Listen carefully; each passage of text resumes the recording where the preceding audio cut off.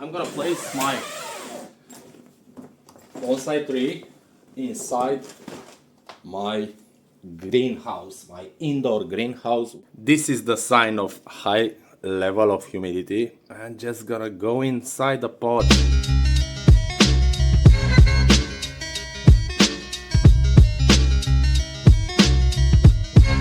Hello there, bonsai lovers. Today I'm gonna show you how you can plant green moss on your bonsai pots. I've collected moss just yesterday, green moss, and I wanna plant it on this bonsai tree. So you can collect moss pretty much anywhere, depending on your climate, because if you live in arid zones, it's gonna be trickier. And also, I don't think you will be able to grow moss in arid zones because it will not survive. So when you're collecting moss, you cannot just smash it like this on your bonsai pot because this is not good, okay? This technique is sometimes used just for show. If you don't have green moss and you place your bonsai tree in a exhibit, let's say, in a bonsai exhibit, you can just place little pieces like this there and everywhere, and after the exhibit you just take it off because it will not survive like this, and also you will not be able to water your tree properly. So I've just soaked this overnight and wash it in a jar. Just change the water until the water came cleaner, let's say. Doesn't have to be 100% clean, but you can give it a thorough washing to get rid of as much as you can of the dirt that the moss is clinging on. You see that green moss doesn't have roots. It has these little hooks that are microscopical, and it just clings on to especially moist surfaces. When you're collecting moss for your bonsai pots, don't collect forest moss. Don't take moss from rotting trunks from the ground. Search for moss that grows on top of anorganical surfaces like concrete. Okay, search inside the city or outside the city, but you can pretty much find it anywhere in any area that has a little moisture near a river. Take moss that grows on rocks. Okay, don't take moss that grows on straight onto the ground. And I think that makes sense because most of your bonsai potting mix, it's not organical. So if you collect moss from organical surfaces and then place them onto a surface that's not organical, it will not go well. There's a lot of techniques that can help you achieve this goal. I'm gonna show you the one that works for me. Okay, I've tried at least 3 or 4 techniques, but this one was the only one that worked for me. So what we're gonna do now, we have here some dried out sphagnum moss. You need this as a medium, as a growth medium. You can see that it's very fine. I'm gonna just break it some more. It's pretty much dried out. And what we're gonna do now is take a bonsai scissor and just, we're gonna utilize the seeds also because these are little seeds, but mostly I'm gonna just prune it like this, okay, into small pieces, and just drop it in over the dried out sphagnum moss, and try not to use this bottom part.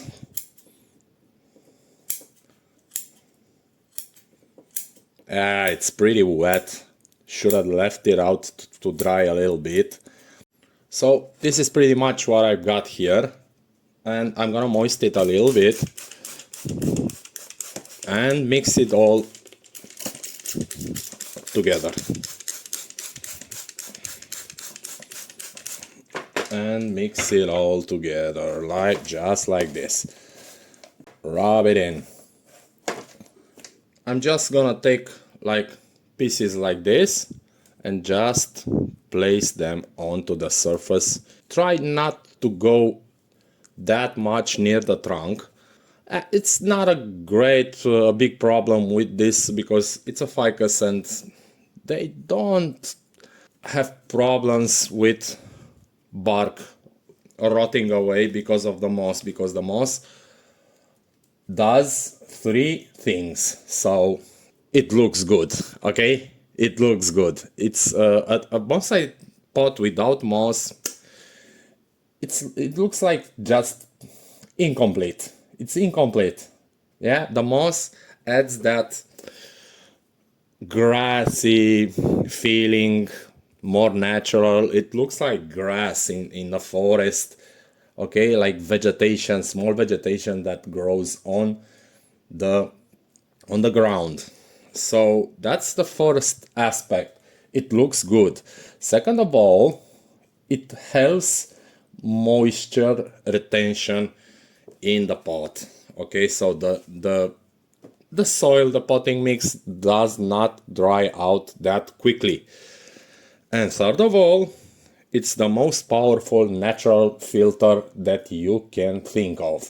So all that hard water, hard mineral water, it's going to be filtered out through this layer of moss. So I'm gonna moist it even more and try to push it in very, very, very thoroughly so it can stick there. And now the crucial part will come into play. So let's just push it very, very good.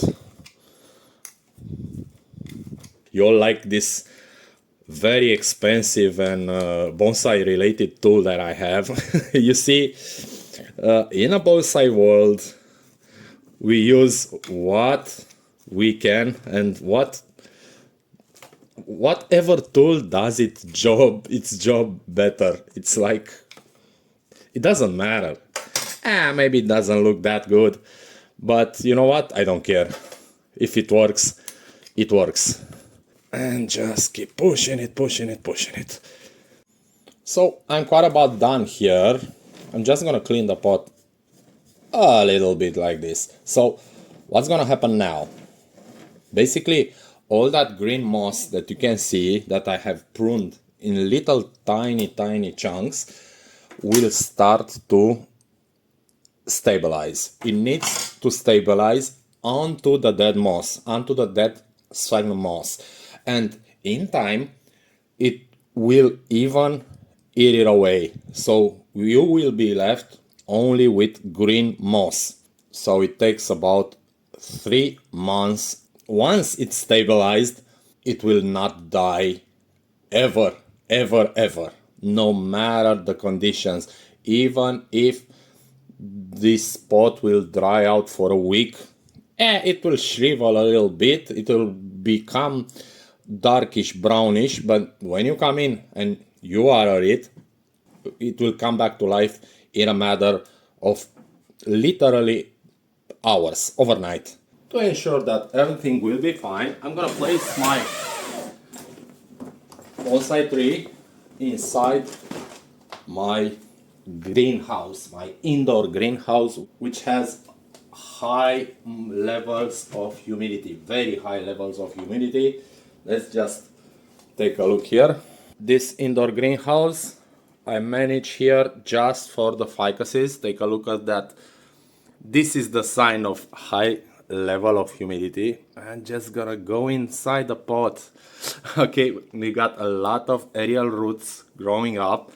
So here's the tree and some more ficus trees.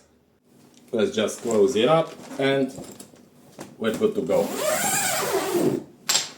If you don't have a greenhouse, just mist it like this as much as you can, several times per day, because if it dries out in the early stages, you're gonna lose it. have a great day. Don't forget to like, subscribe and comment, and maybe watch another video.